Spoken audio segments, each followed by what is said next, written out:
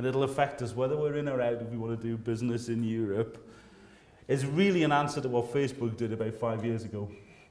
It misses the point now. People have gone beyond that, I think.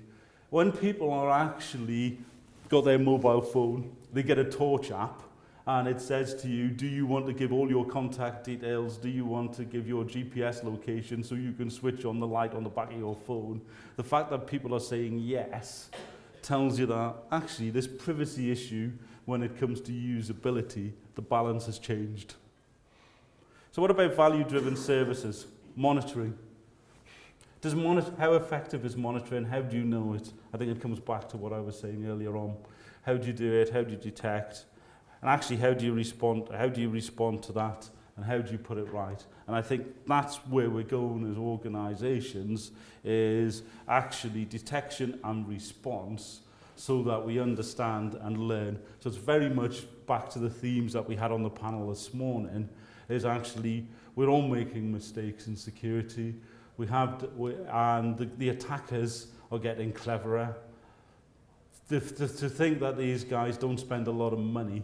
Crime. I was in a presentation by the retiring City of London police commissioner, so he's more loose than normal, and he was saying that in the UK there's £55 billion worth of cybercrime. Imagine if that was in terms of real physical money.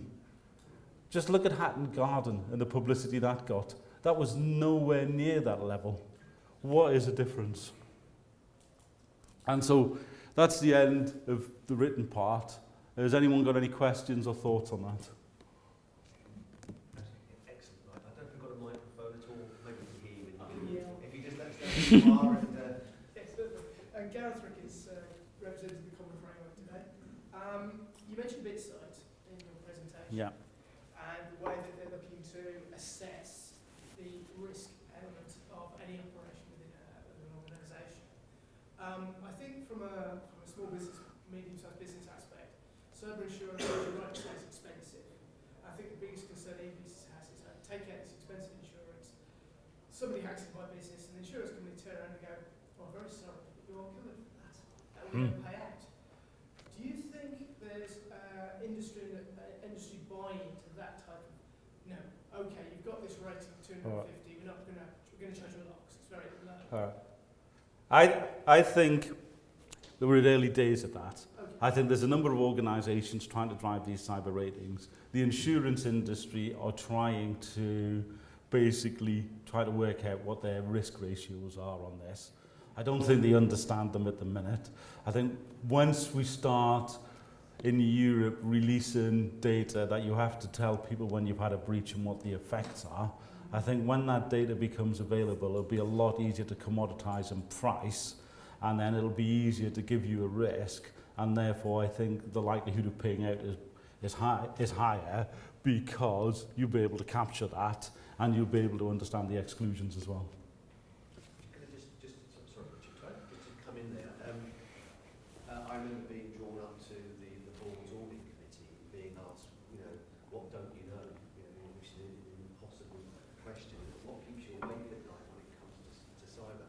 And when I saw what you put up there, Bryan, and I saw that BitSight thing, where my mind went, wasn't necessarily to insurance, but would be a way of actually demonstrating to the executive progress you're making.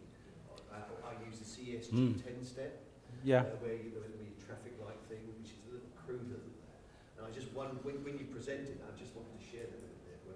I saw that as possibly a vehicle to demonstrate as long as the rigour behind it is good, that you've moved from 500 to 650, and you can explain to the executive that you're moving in the right direction.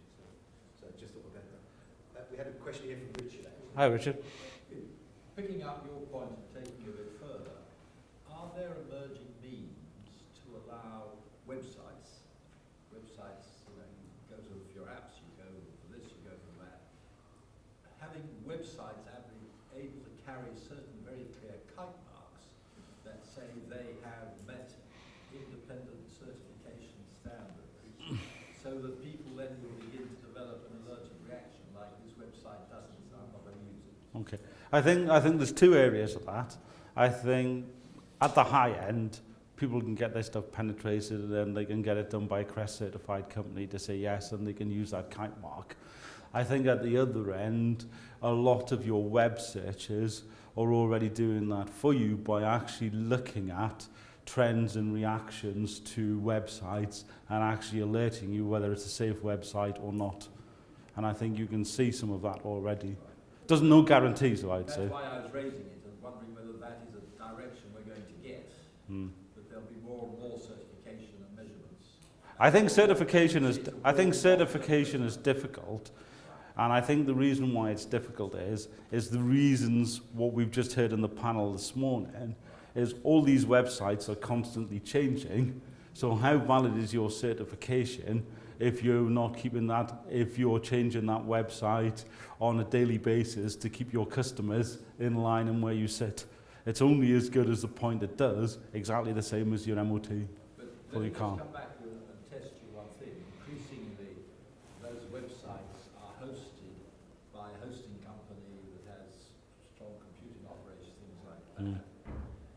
They could be one route, could they not, to providing the kind of independent certification, i.e. because they're sitting on our platform, Oh, yeah.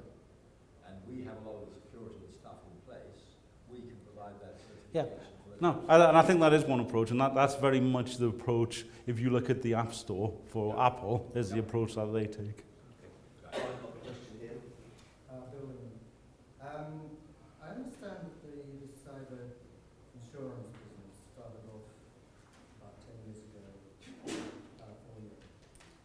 And I would just wonder if there's a difference in approach between the US and Europe, especially in terms of the sort of Okay. data protection solutions that you have. Yeah, I think there's two bits. One is the US has had the Disclosure Act for a while, so people have had to disclose in the US. And if you actually look at things like Verizon and stuff, it's very US biased about what some of these stats are. So I think that's number one. And number two, I think because a lot of the fact that a lot of these ratings companies are US based, I think they're a lot more open to that than the UK is at the minute. I think we're a lot more legislative and compliance driven than the US is at the minute. In fact, the basic underwriting for cyber insurance at the moment is London. But I just wonder, the other thing is, it's not just a one-on-one. If you're talking about a supply chain, and if you're doing business from one business to another, presumably one's got to demonstrate that one is actually in some way secure going from one bit of the chain No. to another. So you're talking about back-to-back issues. And I think that's it. I think when you look at all of this stuff, the route to supply is actually quite complex. Yeah. We've got time for one more question. John Beckett, Chief Security Architect for Avato in the UK.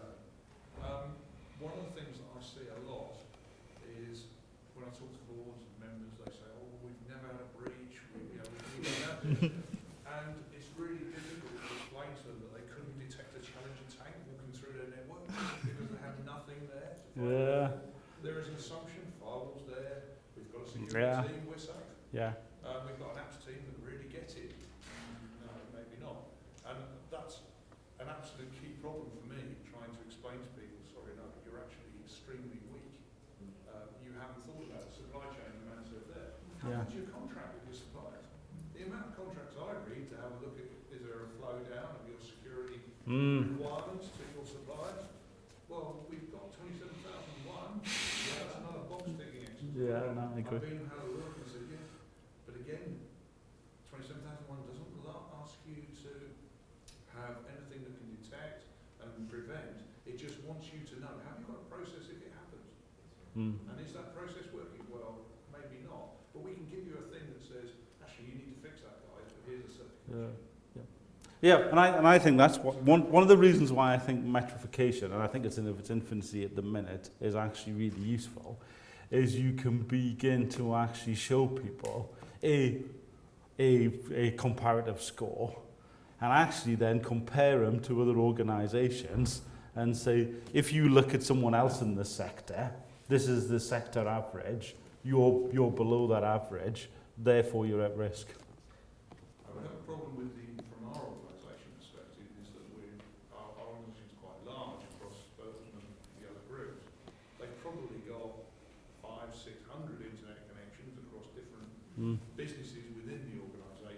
I agree. How would you get a standard score about that?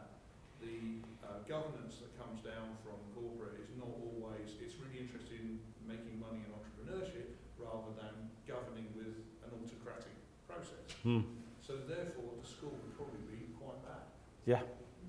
Even though that might not reflect where in some areas... But I think it's about managing that risk, isn't it? It's not about killing the risk. It's about managing that risk and understanding where you sit on that curve. You've stimulated a lot of questions here, and I'm going to take one more, one key one. It's been a really engaging presentation. I'll take one more question. Building on this, it's almost like organisations need to make sure that individuals using this data are well versed at this. So when you cross over, we collect very information on secure systems and use it there, but I share it with other colleagues, and I have to make sure that what we collect in a secure way, if it's personal information, must be treated that way, not sent on unsecure systems. And so it's much more important these days for organisations themselves to take responsibility for the whole chain of information, physical security, intelligent use of information, knowing what can be used and what can't be used. It's a whole new world out there, I think. Thank you. Okay. Right, can I ask you to brief your hands together for like a really Okay.